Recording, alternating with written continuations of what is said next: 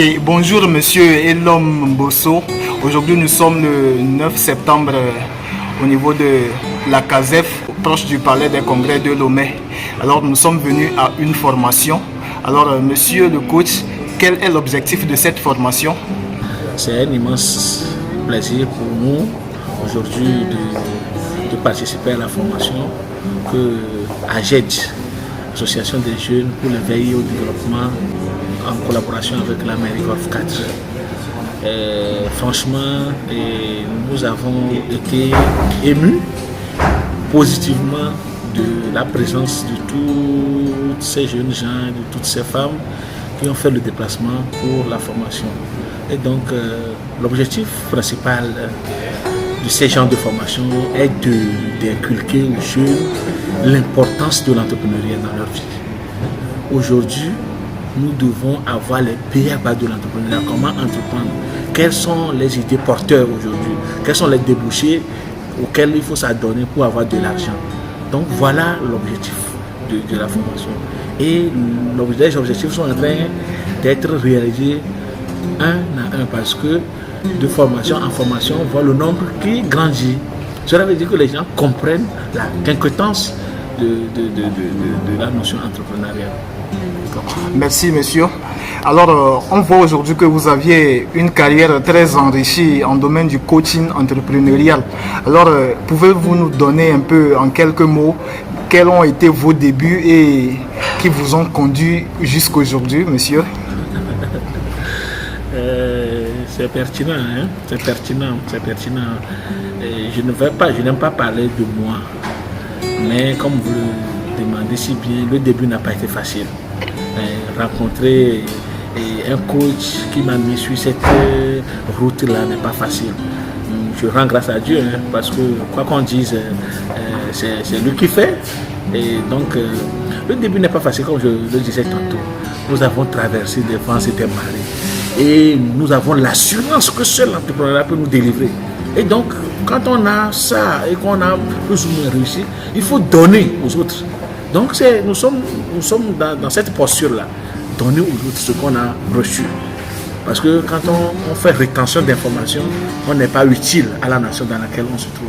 Donc, pour moi, le peu que j'ai, le peu que je fais, je veux partager ça à mes concitoyens, à mes contemporains.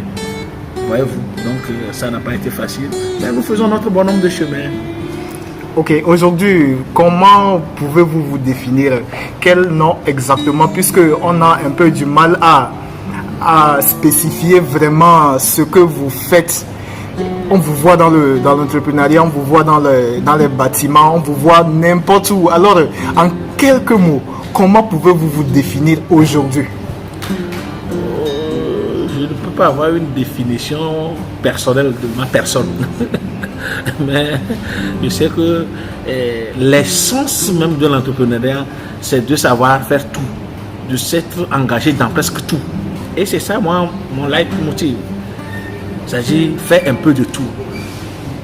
Si un ne marche pas, un va marcher. Si l'autre là ne marche pas, l'autre va marcher. Donc, dire qu'on est statique sur un seul objectif de la vie, non. Il faut diversifier ses sources de revenus.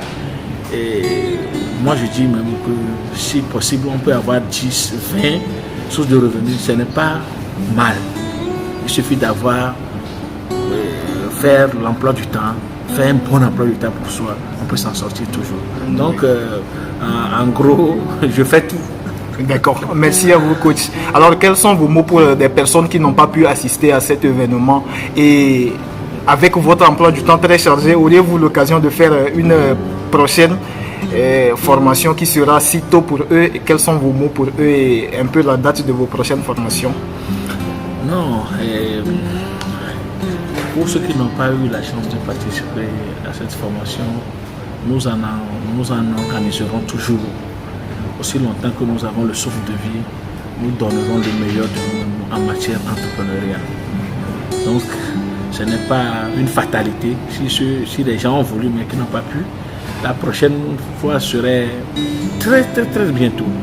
Donc, je leur dis d'être à l'écoute. Dès que les informations vont tomber, qu'il y en aura coach et l'homme quelque part, qu'ils viennent massivement, comme aujourd'hui d'ailleurs, pour que nous puissions briser les chaînes de la pauvreté qui nous lient. Nous pouvons. Moi, je crois en l'Afrique, je crois en génie créateur des Africains. Donc, je sais qu'on peut sortir de ce carcan de pauvreté aiguë, de misère. On ne peut sortir dans ça là que par le travail, et rien que le travail. D'accord. Comment vous allez? Très bien.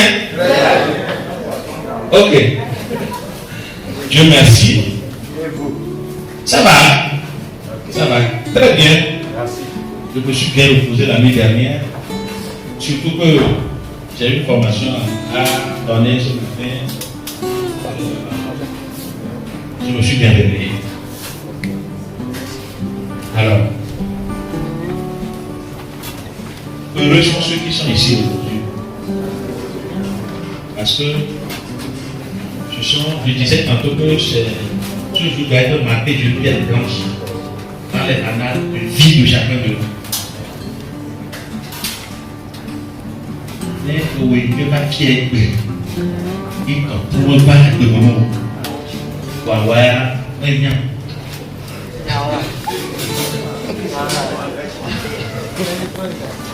Parce que il y a si tu voulais la mort, il y a un de là, il y a une génération en génération.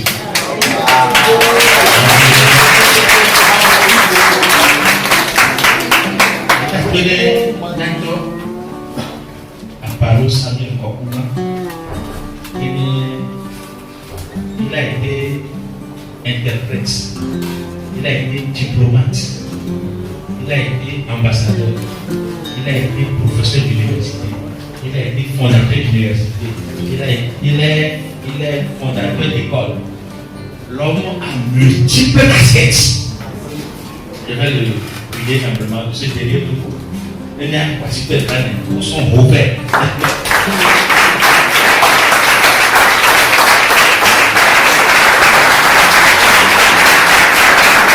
Je risque de ne pas m'arrêter.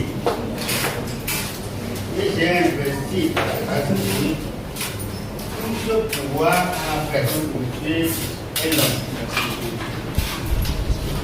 Bosso, je vais vous dire, vous donner tout ce que j'ai dans mon ventre, ce que je vais donner dans ton ventre.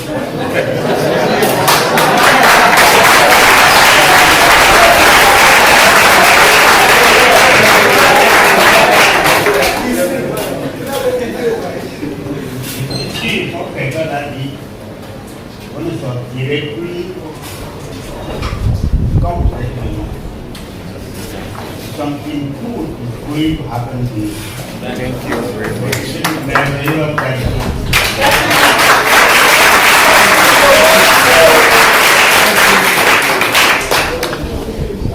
Je vais dire tout ce que j'ai dans le ventre, tout ce que j'ai dans le ventre en quelques mots pour vous situer.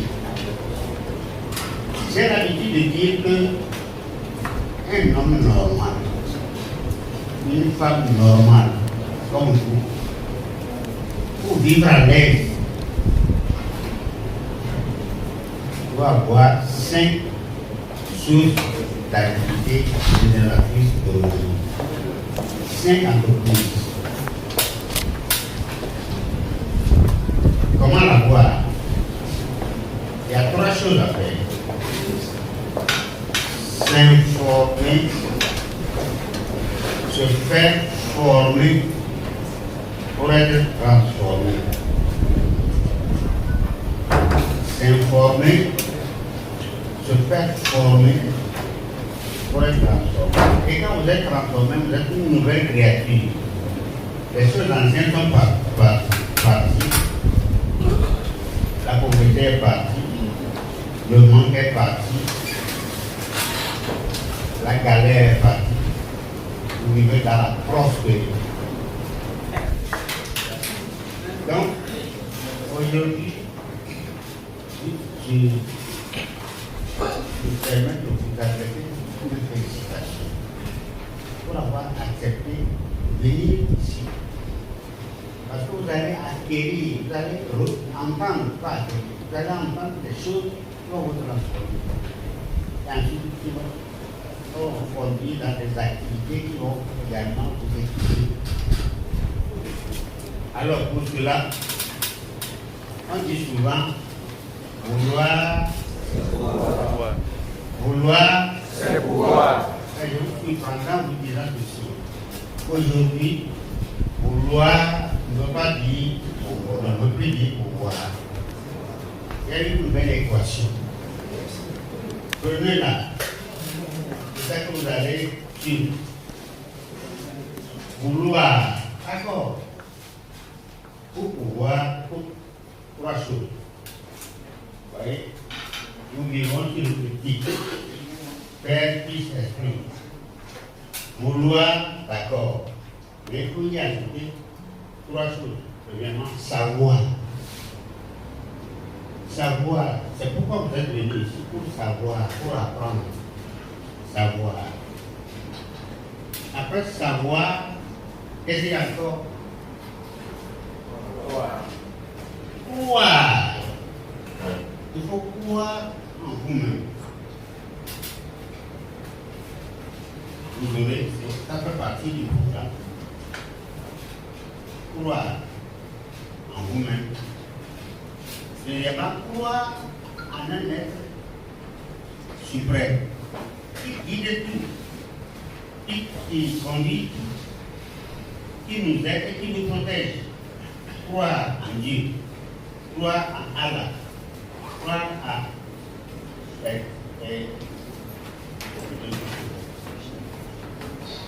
troisièmement, après, croire pour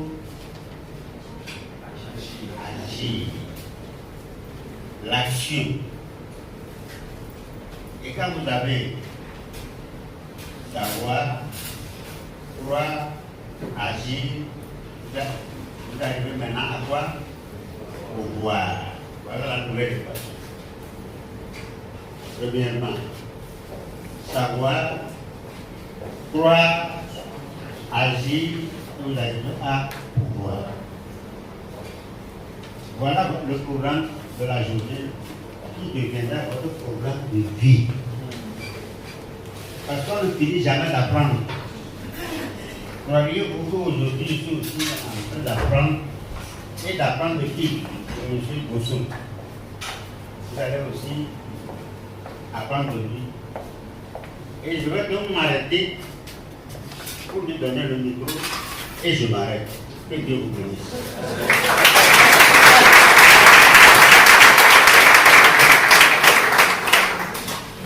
Merci beaucoup, notre cher papa.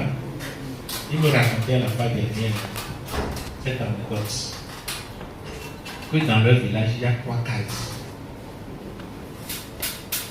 Et à l'âge de 8 ans, il n'a jamais connu ce qu'on appelle l'école. À 10 ans, il n'a jamais connu ce qu'on appelle l'école. Il a commencé à aller à l'école à 12 ans. À l'école à 12 ans, aujourd'hui, les vieux pour 12 ans, l'école comme quand on est prêt à se faire un enfant de 12 ans qui a débuté l'école et qui a persévéré, qui a lutté contre les Français marins. Et un jour, il est à de chef d'État. Il n'est pas un de chef d'État au soleil, mais en l'air, dans un hélicoptère. Et un chef d'État qui parle français, il le traduit en anglais, l'autre parle anglais, il le traduit en français. N'est-ce pas merveilleux? Nous voyons, nous voulons réussir aujourd'hui. C'est-à-dire qu'on ne peut pas aujourd'hui vivre de manière fermée sur soi. Nous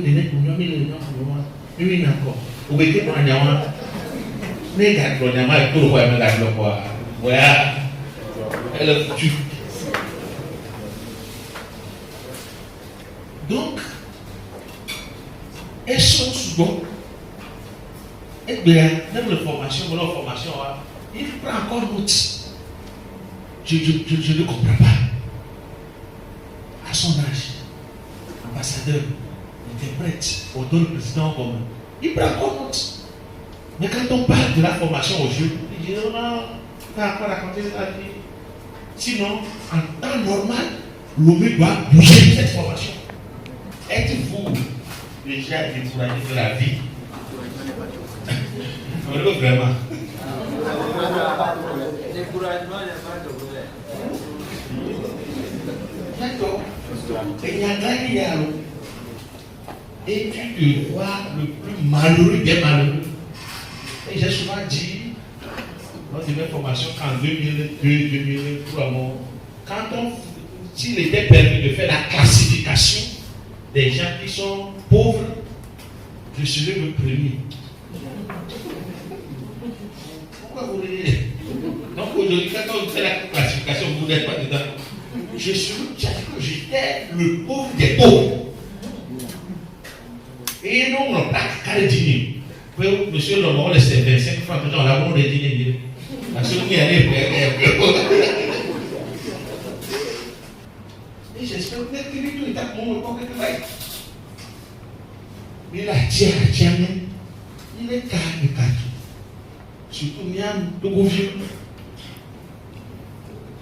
Togo vieux, maison. On est souvent à la merci du besoin.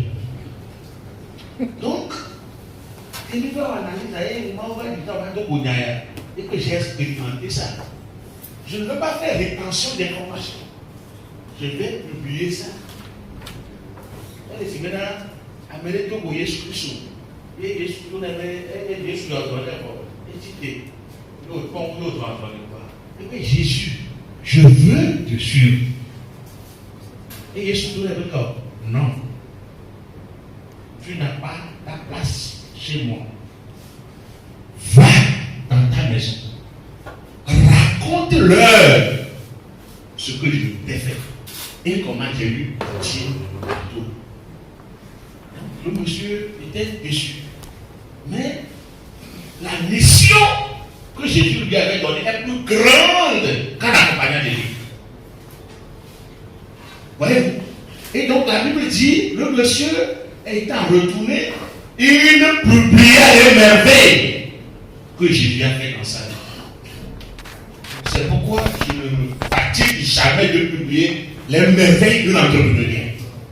Parce qu'aussi longtemps que vous serez au ado avec cette thématique, il m'a dit s'en sortir financièrement. Je veux des gens prospères. Ici, on va l'appeler le club des entrepreneurs. Ceux qui réussissent, ceux qui vont commencer quelque chose et réussir. Voyez-vous?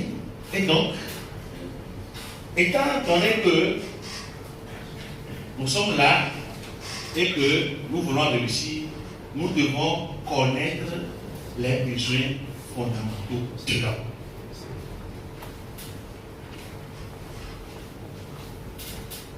Donc la prospérité dont il est question, il lui a fait découvrir une prière, fasse graviter autour des besoins fondamentaux de l'homme.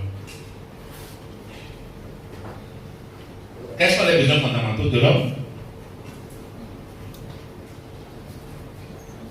Oui. Oui, mon frère. Ton nom? C'est Akonega. Akonega. Ouais. Oui. Alimentation. Alimentation. Qui d'autre? Oui. Mon frère. Logement. Ton nom? Yarib. Logement, oui, papa. Se vêtir. Se vêtir.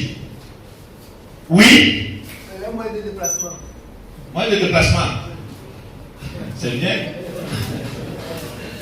C'est bien, mais c'est pas ça. Oui. La santé. La santé. La santé. Non. Oui. Habillement. Habillement et se vêtir là. Manger, simplement, tout ça là. Ça, oui, bon papa. La force. La force. Sinon, en réalité, c'est les trois besoins fondamentaux de l'homme que vous venez de citer. Manger, se loger et se vêtir. La donnée est à supposer que les sauvages est toujours. Quand on a dit que je m'attends au téléphone, quoi. Hein? Non, il y a un beau coach à. On va pas donner le parce que, que veut dire coach si il a fait. On gagne coach, les dollars. Mais quand j'ai mangé, je suis portant, je suis ici, je suis fort. Mais on coach l'homme, on a été, et puis pas, ça c'est bien au moi. Vous voyez, bon, la terre quoi, et mon maman travaille, et il est coach dans, il a comment, on l'a maman, ouais, coach dans toi, on a quoi. Il y a aussi vos ovations de la maman, on a le déquet, liez-le.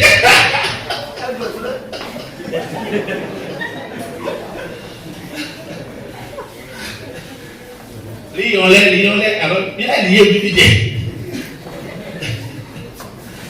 Et le troisième besoin, il a supposé que formation lui a mis pas du tout. Et quoi, il va comme il a le docteur, il dit qu'il a le docteur, il a pas coaché l'emploi du docteur. 2 secondes. 2 secondes. Nous sommes sous un toit.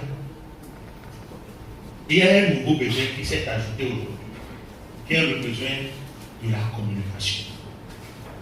Et bien,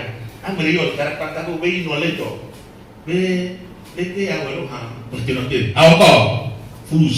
Et à l'instant même pour vous, elle est bonne. Donc aujourd'hui, la communication est un besoin primordial, aussi comme les 3 autres besoins précités. Voyez-vous? Donc, pour avoir la prospérité, nous devons avoir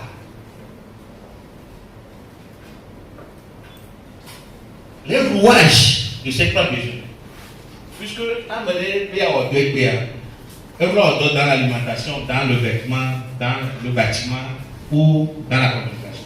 Mais on a ça tout autour de ces choses-là. Donc, si vous voulez devenir des gens riches, écrivez. La prospérité,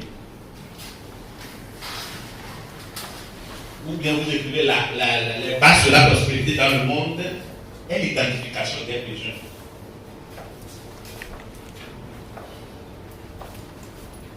Les bases de la prospérité dans le monde et l'identification des besoins dans son environnement immédiat. Entre parenthèses, environnement scolaire, si on est scolaire, universitaire, professionnel, on travaille déjà. Environnement immédiat, pour ceux qui ne travaillent pas, les chômeurs, environnement géographique, etc., vous fermez. La recherche des voies et moyens. La recherche des voies et moyens pour satisfaire ces besoins en vue de gagner de l'argent.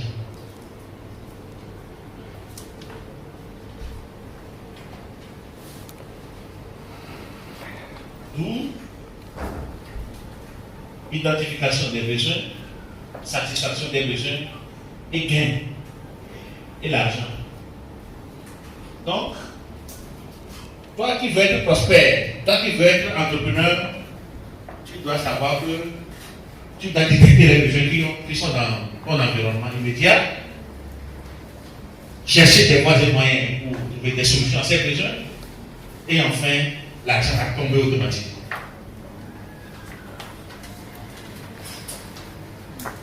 Et cet argent va tomber de manière légale. C'est bon, non? Ok. Donc, quand nous sommes assaillis par des problèmes financiers dans la vie, nous sommes découragés. Et j'espère que d'une manière ou d'une autre, nous avons été découragés dans